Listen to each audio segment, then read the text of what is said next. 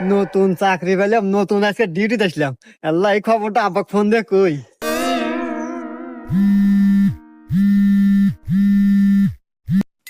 হ্যাঁ বাজান। হ্যালো আব্বা। আব্বা, আমি নতুন চাকরি পাচ্ছি, পুলিশের চাকরি পাচ্ছি। কই? তুই কি করিস বাজান? তুই পুলিশের চাকরি পাচ্ছু? হ্যাঁ, আমার শুনে আত্মাটা জুড়ে গেল বাজান। আমার কত স্বপ্ন ছিল তুই একটা চাকরি করবি, সরকারি চাকরি করবি। যাক বাজান, আমি খুব খুশি হয়েছি বাজান তুই চাকরি পাচ্ছু। আব্বা, ওই আমাদের বাড়ির পাশে যে টয়লেট মোড় আছে না, রাস্তা, এই রাস্তায় আজকে আমি ডিউটি করতেছি, তুমি আসো দেখা হয়ে যাও।